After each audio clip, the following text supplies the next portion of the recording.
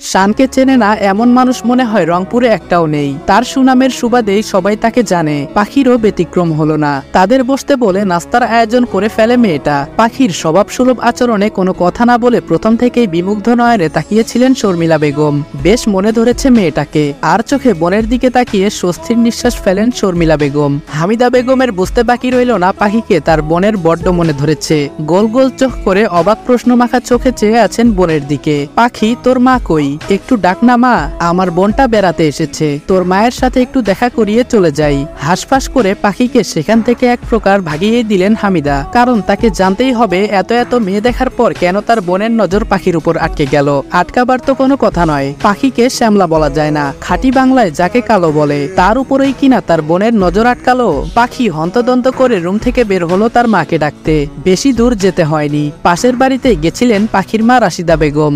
আপা, এসবের মানে কি? তোমাকে এত এত মেয়ে দেখালাম আর তুমি কিনা পাখির উপরেই থমকে গেলে? তোমার মাথা ঠিক আছে তো? চাপা চাপা গলায় হামিদা বোনকে প্রশ্ন করলো। শরবতের গ্লাসে এক চুমুক দিয়ে চোখ বন্ধ করে ফেলেন শর্মিলা। এটা তো শরবত নয়, যেন তাকে জাদুকরি পানীয় দেয়া হলো। যে কেউ দেখে বলতে পারবে কয়েক বছরের দুশ্চিন্তার পর্দা যেন সরে হালকা হলো তার চেহারা। আপা, কিছু বলবি? চুপ করে আছিস কেন? এক প্রকার ঝাঁকিয়ে প্রশ্ন করে হামিদা। হামিদা, আমি আমার শানের জন্য উপযুক্ত জীবনসঙ্গী পেয়ে গেছি রে। সাথে সাথে আমার ঘরকে মুষ্টিবদ্ধ রাখার চাবিকাঠিও। বিস্কুটের এক কোনা মুখে দিয়ে বলে উঠলেন শর্মিলা। হামিদার যেন এসব কিছু ঠিক হজম হচ্ছিল না। মুখটা বাংলার পাঁচের মতো করে রেখে বিড়বিড় করে চলেছে সে। এর মাঝে পাখিও মাকে নিয়ে বাড়িতে ঢোকে। হামিদাকে দেখে যেন চক্ষু চরক গাছ রাশিদার। পাখি তাদের গল্পের মাঝে চুপ করে মনোযোগ দিয়ে পুরনো দিনের গল্প শুনছিলেন। আর তার দিকে অপলকভাবে চেয়ে রয়েছেন শর্মিলা। ভাবি, আজ তাহলে আসি। অনেক গল্প হলো, পুরনো অনেক কথাই উঠলো। হকচকিয়ে কথাগুলো বলে বোনের হাত টেনে নিলেন হামিদা। বোনের হাবভাবে তার এ বাড়িতে দুদণ্ড থাকার ইচ্ছে নেই। আপা, আমরা আজ আপনার বাড়িতে দুপুরে খাবো, খাওয়াবেন না? আর পাখিমা, রান্নাটা তুমি করবা, পারবা না? শর্মিলার কথায় পুরো ঘর যেন নীরবতায় ছেয়ে গেল।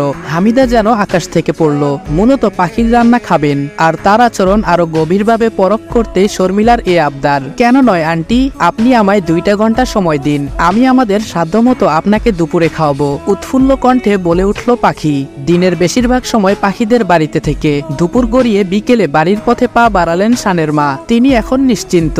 বোন হামিদার বাড়িতে রাত কাটাবার কথা থাকলেও তিনি আর দুদণ্ড থাকলেন না সেখানে। ড্রাইভারকে তাড়া দিলেন, কারণ তাকে খুব তাড়াতাড়ি বিয়েটা সেরে নিতে হবে। পাখির মতো মেয়েকে কিছুতেই হাতছাড়া করা যাবে না। এদিকে রাত গড়িয়ে সকাল হলো। হামিদা বেগমের কোনো কিছুই মাথায় ঢুকছে না। কি করে তার বোন তার অমন সোনার টুকরা ছেলের জন্য পাখিকে পছন্দ করলো? মানছি পাখি উচ্চশিক্ষিত, ভদ্র, নম্র, অমায়িক একটা মেয়ে, তাই বলে তার অমন সুন্দর ভাগ্নের সাথে কিনা পাখির চামড়াটাও যে শানের সাথে বড্ড বেমানান।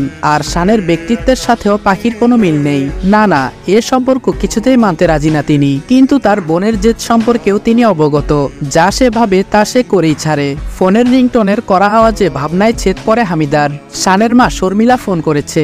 দ্বিধাদ্বন্দ্ব একপাশে রেখেই কল রিসিভ করে হামিদা। এক শ্বাসেই সাফ সাফ জানিয়ে দেয় পাখির সাথে শানের কোনো সম্পর্কই সম্ভব নয়। অন্তত হামিদা এ ঘটকালি করবে না। কিন্তু কয়েক মুহূর্তের মাঝে অবাকের চরম সীমায় পৌঁছে যায় হামিদা। আসসালামু আলাইকুম এভরিওয়ান। অবহেলিত মেয়ে গল্পটি আপনারা আমাদের ইউটিউব চ্যানেলে পেয়ে যাবেন। ইউটিউব চ্যানেলের নাম Ridwan always on fire. YouTube চ্যানেলের লিংক টিকটক বায়োতে দেওয়া আছে।